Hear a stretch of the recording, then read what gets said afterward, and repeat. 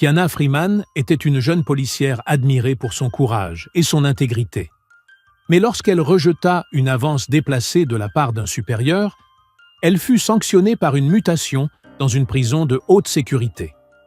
Là, elle fit la connaissance de Devin, un détenu qui cachait une histoire incroyable à propos de sa fille et d'une promesse faite sur un lit de mort. Ce que Kiana découvrit dans cette cellule allait bouleverser sa vie à jamais. Le soleil ne s'était pas encore levé lorsque Kiana franchit pour la dernière fois les portes du commissariat central de Louisville. À 26 ans, elle s'était déjà forgé une solide réputation de policière dévouée et intègre, après 3 années de service exemplaire. Ses supérieurs ne tarissaient pas d'éloges à son égard, et elle avait reçu 2 médailles pour actes de bravoure. Mais tout avait basculé en une seule nuit. C'était un vendredi lorsque le capitaine Scott Miller la convoqua dans son bureau. Miller était connu pour son influence politique et pour obtenir ce qu'il voulait à coups de faveurs et de menaces à peine voilées. Il ferma la porte derrière lui et s'approcha de Kiana avec un sourire qu'elle identifia immédiatement comme dangereux. « Freeman, vous êtes une policière exceptionnelle », dit-il en contournant son bureau. « J'ai de grands projets pour votre carrière. Que diriez-vous d'un dîner demain pour parler de votre prochaine promotion ?» La proposition s'accompagna d'un geste déplacé sur l'épaule de Kiana. Elle recula aussitôt, gardant son calme professionnel malgré la colère qui bouillonnait en elle. « Avec tout le respect que je vous dois, capitaine, je préfère que notre relation reste strictement professionnelle. Si des opportunités de promotion existent, nous pouvons en discuter ici même, pendant les heures de service. » Le sourire de Miller s'effaça immédiatement. Son regard se glaça. « Vous êtes en train de faire une grave erreur, Freeman. Une carrière prometteuse peut s'écrouler très vite à cause de décisions irréfléchies. Réfléchissez bien à ce que vous refusez. » Kiana releva le menton. « Ma décision est prise, monsieur. » Le lundi suivant, elle trouva l'ordre de mutation sur son bureau. Pénitencier d'État du Kentucky, unité de haute sécurité. Ses collègues furent stupéfaits. Sarah Mitchell, sa meilleure amie et partenaire de patrouille, ne put cacher son indignation. « C'est une vengeance mesquine, Kiana. Tout le monde sait que tu es l'une des meilleures du district. Miller abuse clairement de son pouvoir. »« Je sais, Sarah, mais je ne vais pas m'aplatir ni faire de scandale. Je vais accepter cette mutation et continuer à faire mon travail du mieux que je peux. » Sarah lui serra les mains. « Tu es plus forte que nous tous. Tu vas t'en sortir, j'en suis sûr. » Le matin de son départ, Kiana prit la route en direction de la prison à travers les paysages ruraux du Kentucky. Le décor passait progressivement des banlieues aux champs ouverts, jusqu'à ce qu'elle atteigne le complexe sinistre, ceint de hauts murs de béton et de barbelés. C'était comme entrer dans un autre monde, un endroit où l'espoir semblait avoir déserté. Le directeur de la prison, un homme corpulent nommé Reynolds, l'accueillit avec une froide indifférence. « Freeman, ici, les choses sont différentes. Ces hommes sont dangereux. Gardez vos distances, soyez fermes et ne montrez jamais de faiblesse. » Pendant ces premiers jours, Kiana observa la manière dont certains gardiens traitaient les détenus. Elle vit des marques de mépris constants, des provocations inutiles et une atmosphère hostile qui rendait l'environnement encore plus tendu. Elle décida immédiatement qu'elle suivrait une autre voie. « Oh, bonjour », disait-elle poliment lors de ses rondes matinales. La majorité des prisonniers l'ignoraient ou grognaient en guise de réponse. Certains lançaient des remarques déplacées pour tester ses limites. Mais Kiana gardait toujours une attitude professionnelle, respectueuse, mais ferme si nécessaire. C'est au cours de l'une de ces rondes qu'elle remarqua Devin Hughes pour la première fois. Il était assis dans sa cellule, un livre de gestion hospitalière à la main. Âgé de 34 ans, ses tempes commençaient à grisonner et ses yeux trahissaient une tristesse profonde. Contrairement aux autres détenus, il se levait toujours à son passage et la saluait avec respect. « Bonjour, agent Freeman. Je vous souhaite une bonne ronde. » Il y avait quelque chose de différent chez lui. Ce n'était pas le regard dur d'un homme habitué à la violence, mais plutôt celui de quelqu'un qui portait un fardeau émotionnel immense. Kiana commença à se demander quelle était son histoire. Devin Hughes purgeait une peine de 8 ans pour fraude financière. Selon son dossier, il avait détourné plusieurs millions de dollars à une entreprise pharmaceutique. Mais lorsqu'elle observait son comportement, quelque chose lui semblait incohérent. Il passait des heures à lire des ouvrages sur la médecine infantile et remplissait des cahiers de notes qu'il conservait soigneusement. Lors d'une fouille de routine, Kiana découvrit des documents cachés sous son matelas. Des contrats, des emails imprimés, des rapports financiers et des notes manuscrites extrêmement détaillées. D'après le règlement carcéral, elle aurait dû tout confisquer immédiatement. Mais l'ordre méticuleux des papiers la fit hésiter. « Agent Freeman », dit Devin, d'une voix calme mais pressante. « S'il vous plaît, laissez-moi quelques minutes pour vous expliquer. Je sais que ça a l'air louche, mais j'ai une très bonne raison de garder ces documents. » Kiana jeta un coup d'œil dans le couloir. Ils étaient seuls, et elle savait qu'elle avait quelques minutes avant la prochaine ronde. Contre tout protocole, elle décida d'écouter. « Vous avez exactement 3 minutes. » Devin inspira profondément, comme s'il s'apprêtait à raconter l'histoire la plus importante de sa vie. « Je n'ai pas commis le crime pour lequel je suis ici. Ces documents peuvent prouver mon innocence, mais ils révèlent aussi quelque chose de bien plus important à mes yeux. » Il s'approcha des barreaux et Kiana vit les larmes monter à ses yeux. « Ma fille, Kiara, est morte d'une leucémie il y a 4 ans. Elle n'avait que 8 ans, mais c'était la personne la plus courageuse que j'ai jamais connue. Pendant les 2 années de traitement, elle ne s'est jamais plainte de la douleur. Au contraire, elle réconfortait les autres enfants à l'hôpital quand ils avaient peur. » La voix de Devin se mit à trembler. 3 jours avant de mourir, elle m'a pris la main et m'a dit « Papa, quand je ne serai plus là, tu aideras les autres garçons et filles malades, hein? Tu me le promets ?» Je lui ai promis que je créerais une fondation pour aider des familles comme la nôtre. Kiana sentit sa gorge se nouer. Il y avait dans la voix de Devin une sincérité qui la bouleversait profondément. « J'étais en train de mettre en place cette fondation quand on m'a arrêté, » poursuivit-il. « J'ai découvert que mon entreprise surfacturait des médicaments destinés à des enfants atteints de cancer. Quand j'ai voulu dénoncer ces pratiques, ils m'ont utilisé comme bouc émissaire et ont fabriqué des preuves contre moi. » Devin sortit une photo froissée de sa poche. « Voici Kiara. Elle croyait que les bonnes personnes existent dans ce monde et qu'elles font toujours la différence quand il le faut. » Kiana prit la photo avec délicatesse, ressentant tout le poids émotionnel de l'instant. L'enfant avait un regard à la fois doux et déterminé, et son sourire semblait illuminer même cette vieille image passée. « Pourquoi vous me racontez tout ça ?» demanda Kiana en lui rendant la photo. « Parce qu'en 3 ans à vous observer, j'ai compris que vous étiez différente. Vous traitez les gens avec dignité, même ici, entre ces murs. Vous choisissez de faire ce qui est juste, peu importe les circonstances. Et j'ai besoin de quelqu'un comme vous pour m'aider à tenir la promesse que j'ai faite à ma fille. » Ce soir-là, Kiana étala les documents sur la table de sa cuisine. Plus elle lisait, plus elle était convaincue que Devin disait la vérité. Les emails montraient clairement qu'il avait tenté de signaler les irrégularités et qu'on avait tout fait pour le faire taire. Elle reposa les yeux sur la photo de Kiara, posée devant elle. L'enfant semblait lui sourire, comme si elle savait que quelqu'un allait enfin se battre pour la justice. Kiana prit une décision qui allait bouleverser le cours de sa vie. Elle allait enquêter sur cette affaire, même si cela devait lui coûter sa carrière, voire sa sécurité.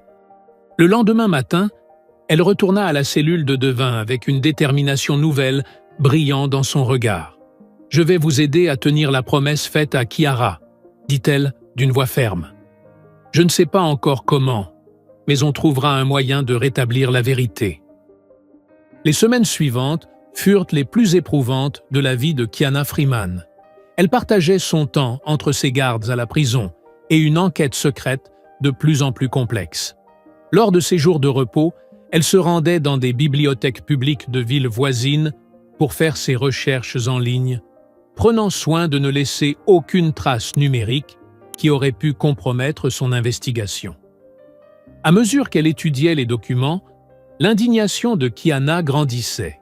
La Pharmacorp, l'entreprise où Devin avait travaillé comme directeur financier, avait mis en place un système sophistiqué de surfacturation de médicaments destinés aux enfants atteints de cancer. Lorsque Devin l'avait découvert et tenté de le dénoncer en interne, les dirigeants ne s'étaient pas contentés de le licencier. Ils avaient falsifié des documents pour faire croire que c'était lui qui avait détourné les fonds en réalité volés par eux. « Vous avez l'air épuisé ces derniers temps », observa Devin lors d'une ronde. « J'espère que vous ne vous mettez pas en danger pour moi. »« Je vais bien », répondit Kiana, bien qu'elle sache qu'elle ne pouvait plus cacher ses cernes ni sa tension constante. L'enquête consumait chaque parcelle de son énergie. Au cours de ses recherches, Kiana découvrit le nom de Marcus Rivera, un journaliste d'investigation primée, connu pour avoir révélé plusieurs scandales de corruption dans le monde des affaires. Après plusieurs jours à rassembler son courage, elle décida de le contacter. « Allô, je m'appelle Kiana Freeman. Je suis policière et je possède des informations sur une grave injustice qui pourrait vous intéresser, » dit-elle nerveusement depuis une cabine téléphonique publique. Marcus accepta de la rencontrer dans un petit café en périphérie de Louisville. C'était un homme d'une cinquantaine d'années, les cheveux grisonnants, le regard perçant, incarnait toujours à portée de main. Lorsqu'elle arriva, il l'attendait déjà à une table discrète au fond de la salle. « Ces preuves sont impressionnantes », déclara Marcus après 2 heures à examiner minutieusement chaque document. « Mais pour publier une enquête de cette ampleur, il me faut d'autres sources. Connaissez-vous quelqu'un d'autre impliqué dans l'affaire ?» Kiana mentionna Robert Chen, un vice-président de Pharmacorp mentionné dans plusieurs emails comme étant au courant du système frauduleux. Marcus passa quelques coups de fil à ses contacts et obtint une information capitale. Chen est hospitalisé à l'hôpital universitaire. Il est en phase terminale d'un cancer du pancréas, annonça Marcus. D'après ma source, il lui reste peu de temps à vivre. Peut-être voudra-t-il se soulager la conscience avant de partir. Le lendemain après-midi, ils se rendirent au chevet de Chen. L'homme, visiblement affaibli et branché à plusieurs machines, eut les larmes aux yeux lorsqu'il apprit la raison de leur visite. Il demanda que tous les visiteurs quittent la chambre. « Je savais que ce fantôme finirait par me rattraper », dit Chen d'une voix faible mais empreinte de remords. Devin Hughes était l'homme le plus intègre que j'ai rencontré dans le monde des affaires. Nous l'avons détruit parce qu'il menaçait de révéler notre escroquerie à plusieurs milliards. Il expliqua en détail comment le système fonctionnait. Nous surfacturions certains médicaments jusqu'à 300%. Les familles désespérées étaient prêtes à payer n'importe quel prix pour sauver leurs enfants. Quand Devin a découvert tout cela et exigé qu'on y mette fin, nous avons décidé qu'il devait disparaître. Le cadre accepta d'enregistrer un témoignage complet de 2 heures, dans lequel il expliqua comment Devin avait été faussement accusé. Il donna également des mots de passe, permettant d'accéder à des fichiers confidentiels stockés sur des serveurs internationaux de l'entreprise. « Faites justice », murmura Chen à la fin de l'enregistrement.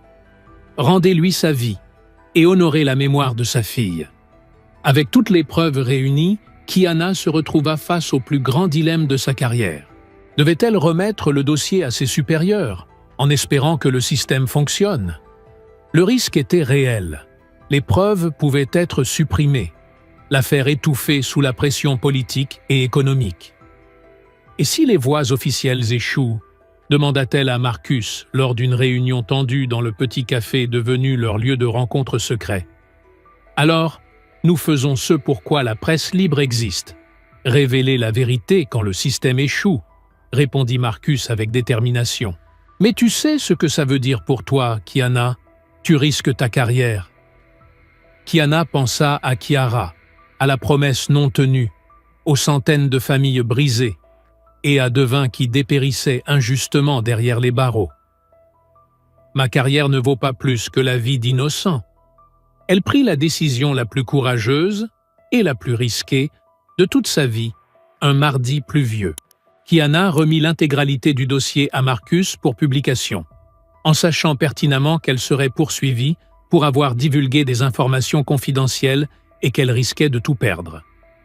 L'histoire fit l'effet d'une bombe le jeudi matin. Condamné à tort, 3 ans de prison pour un crime qu'il n'a pas commis, pendant que les vrais coupables restent libres, titrait la une du Louisville Herald. L'enquête de Marcus s'étalait sur 6 pages, avec documents, enregistrements et preuves irréfutables à l'appui. La réaction fut immédiate et fracassante. Le gouverneur ordonna une enquête d'urgence. Le procureur général lança une procédure fédérale. Les avocats de Pharmacorp tentèrent désespérément de contenir le scandale, mais les preuves étaient accablantes. Le lendemain matin, Kiana fut convoquée au service des affaires internes. Elle admit avoir transmis les informations à la presse, assumant l'entière responsabilité. « Agent Freeman, vous êtes consciente que vous avez gravement enfreint les protocoles de sécurité et de confidentialité ?» demanda sèchement l'enquêteur. « Parfaitement consciente, monsieur. Mais je suis aussi consciente qu'un homme innocent subissait une injustice monstrueuse, pendant que les vrais criminels restaient impunis. J'ai suivi ma conscience, quelles qu'en soient les conséquences. » 8 jours exactement après la parution de l'article, Devin Hughes fut libéré sur ordre du tribunal. Kiana l'attendait à la sortie de la prison. Pour la première fois depuis 3 ans, elle le vit en vêtements civils, les mêmes qu'il portait le jour de son arrestation, désormais trop grands pour lui, affaibli par les privations et les années perdues. « Agent Freeman. »« Kiana, » dit-il, les larmes aux yeux. « Comment remercier celle qui m'a rendu la vie ? » « Vous n'avez pas à me remercier. Kiara méritait que sa promesse soit tenue, et vous méritiez votre liberté. » Devin sourit pour la première fois depuis leur rencontre, un sourire qui éclaira son visage fatigué. « Je veux lancer la fondation immédiatement. Je veux que le souvenir de Kiara commence à toucher de vraies vies. Mais j'ai besoin de quelqu'un de spécial pour m'aider. Quelqu'un qui sait ce que ça signifie, vraiment, de se battre pour la justice. » Kiana savait que sa carrière dans la police était terminée. L'enquête interne aboutirait probablement à son renvoi, et sa réputation dans le corps policier était compromise. Mais en regardant Devin, en pensant à la petite Kiara et à tous les enfants qui pourraient être sauvés, elle ne douta pas de sa réponse. « Je vais démissionner officiellement. Et ensemble, on va transformer cette douleur en espoir pour des centaines de familles. » 8 mois après avoir définitivement quitté la vie policière, Kiana se trouvait, par un matin ensoleillé de septembre, en train d'organiser le tout premier siège officiel de la Kiara Hughes Foundation. Le lieu était modeste, un local commercial de 2 étages dans le centre de Louisville.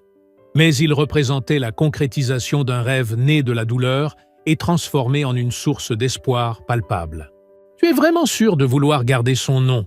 demanda Kiana pour la 10e fois, ajustant avec soin le portrait encadré de Kiara sur le mur principal de l'accueil. « Plus sûr que jamais », répondit Devin, en classant des piles de documents juridiques sur ce qui allait devenir son premier bureau. Kiara a toujours voulu aider d'autres enfants.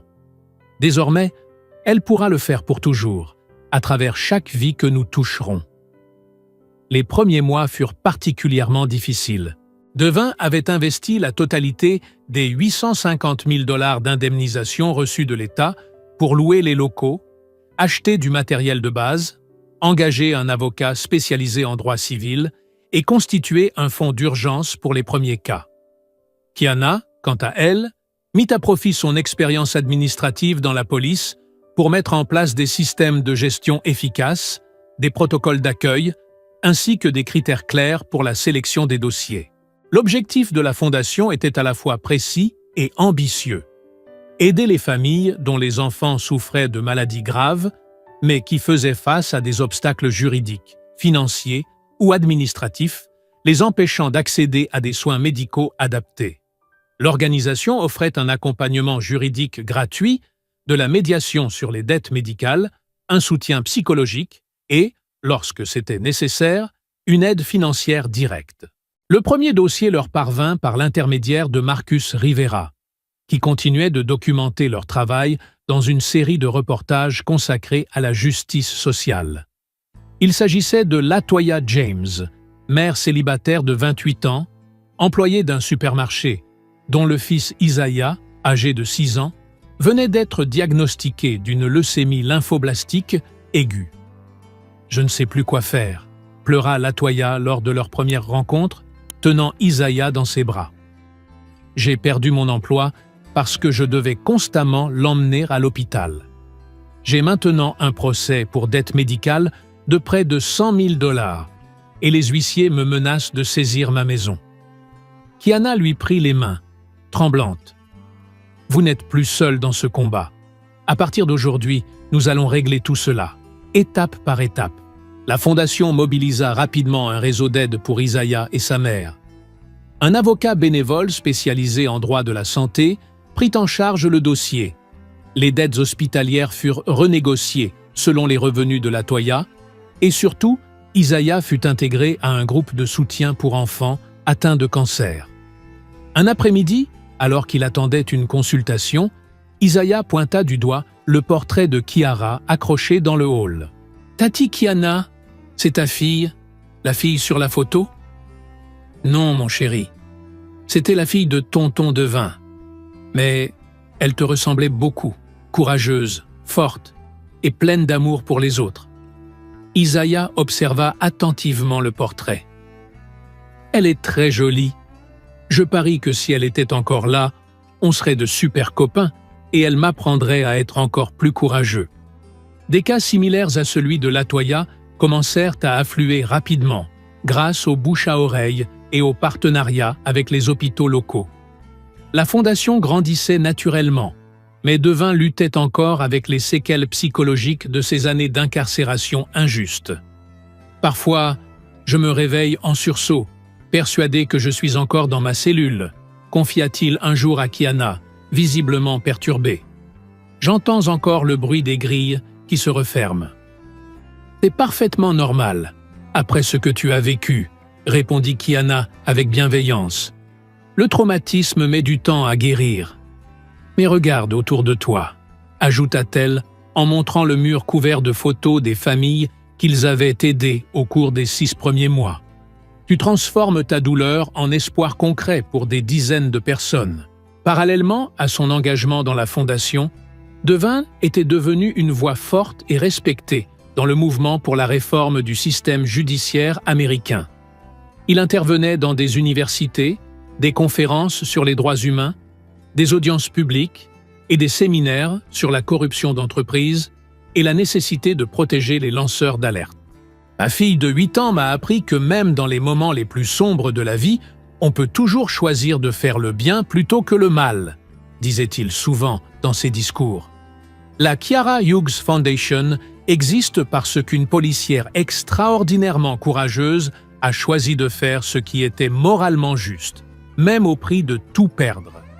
Pour Kiana, la fondation représentait un accomplissement personnel et une mission de vie qu'elle n'avait jamais connue en tant que policière.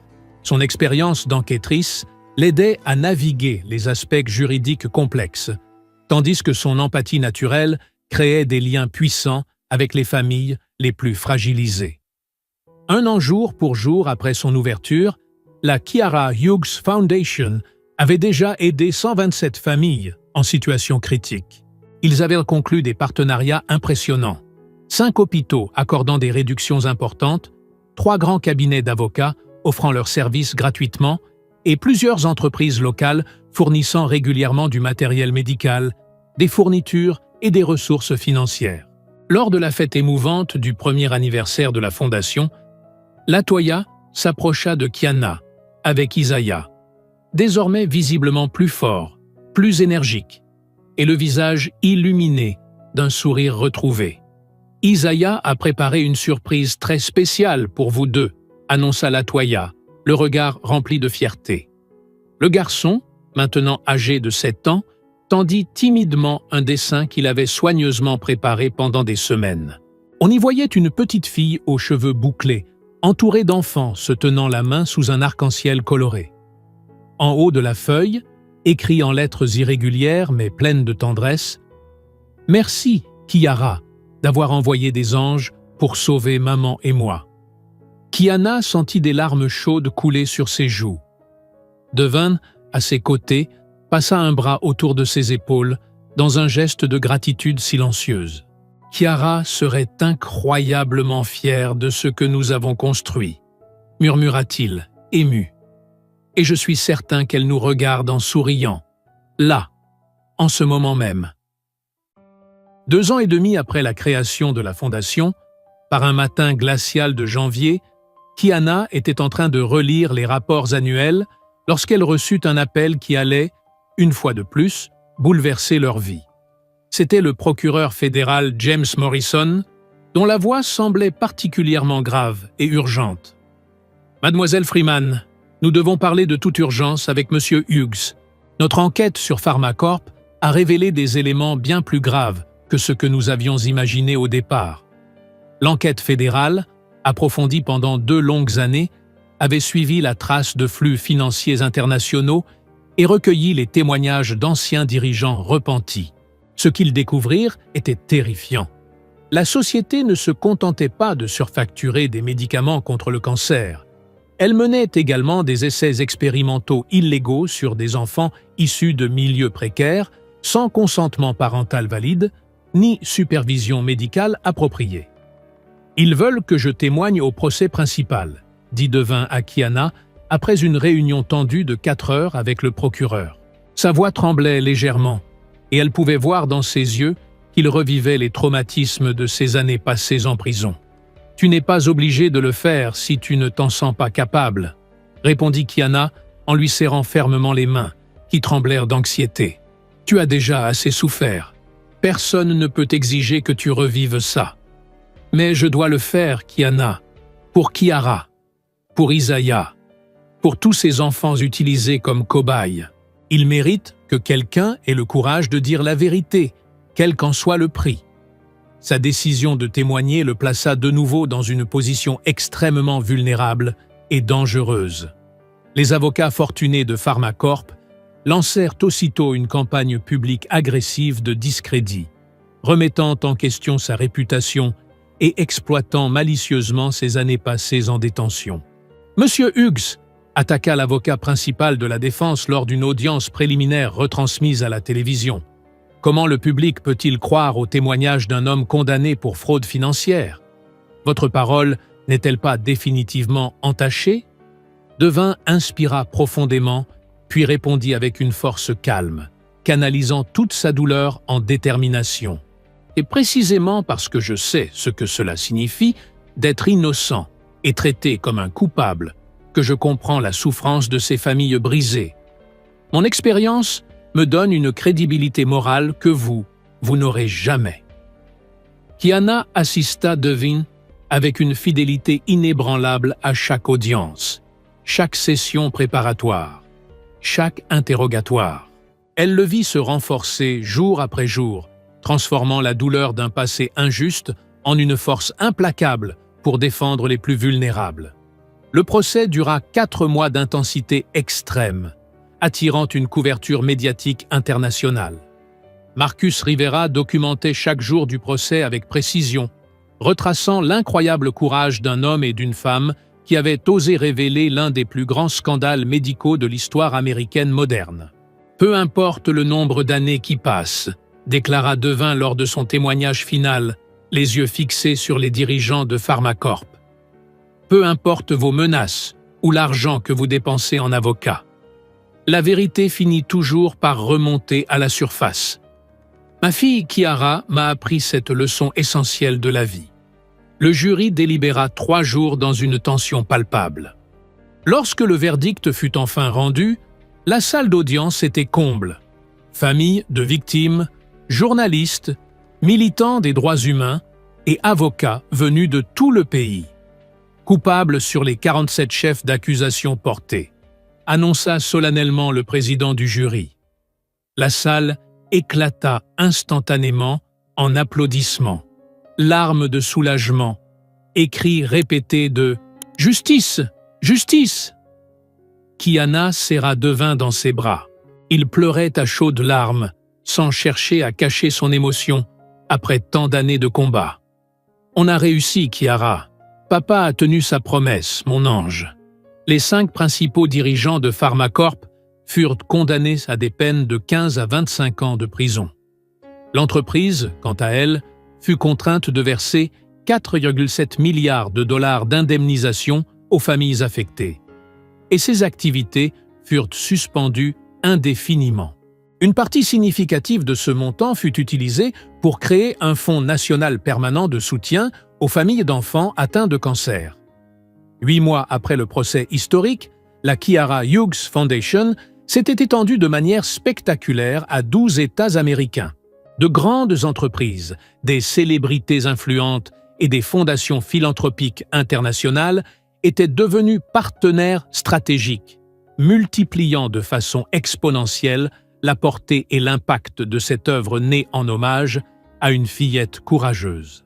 « Jamais je n'aurais imaginé que cela prendrait une telle ampleur », déclara Kiana lors de la cérémonie d'inauguration du nouveau siège national à Nashville.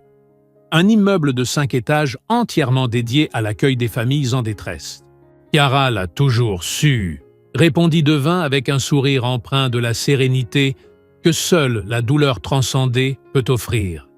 Elle était plus sage que bien des adultes. Elle disait toujours que les petites graines plantées avec amour deviennent de grands arbres capables d'abriter le monde entier. Le nouveau siège était à la fois impressionnant et chaleureux. Des salles spécialisées pour le soutien psychologique, un espace coloré de jeux pour les enfants en traitement, une bibliothèque médicale, un auditorium pour des conférences éducatives et un mémorial permanent dédié à Kiara. Son portrait, désormais magnifiquement agrandi et encadré avec soin artisanal, trônait dans le hall principal, accueillant chaque visiteur avec son sourire éternel. Lors de la cérémonie officielle, Isaiah, désormais âgé de 12 ans et complètement guéri, monta sur scène pour prononcer un discours qui bouleversa les 300 personnes présentes. « Tati Kiana et tonton Devin m'ont sauvé à un moment où j'étais sur le point d'abandonner, » dit-il d'une voix ferme, étonnamment mûre pour son âge. Ils m'ont appris qu'en plein désespoir, des personnes extraordinairement bonnes apparaissent sans prévenir pour tendre la main. Ils ont sauvé ma vie, sauvé ma maman de la dépression et sauvé littéralement des milliers d'autres familles. Merci de n'avoir jamais abandonné l'espoir et d'avoir prouvé que les miracles existent vraiment. L'assemblée se leva sous une ovation émue qui dura plus de 5 minutes. Latoya, aujourd'hui coordinatrice régionale de la Fondation, pleurait de fierté au premier rang, aux côtés d'autres mères également sauvées par l'organisation. Dehors, au-delà des immenses baies vitrées du siège, la ville de Nashville brillait sous les lumières nocturnes qui scintillaient comme des étoiles terrestres. La promesse simple d'une fillette de 8 ans sur son lit d'hôpital s'était transformée en espoir tangible et en salut concret pour des milliers de familles américaines. Et tout avait commencé avec une policière assez courageuse pour choisir ce qui était moralement juste, même si cela signifiait tout perdre. Si cette histoire vous a touché, laissez un commentaire pour nous dire ce qui vous a le plus ému. Aimez la vidéo, partagez-la avec quelqu'un qui a besoin de croire que le bien existe encore. Et souvenez-vous, il commence toujours par des gestes simples, mais profondément courageux.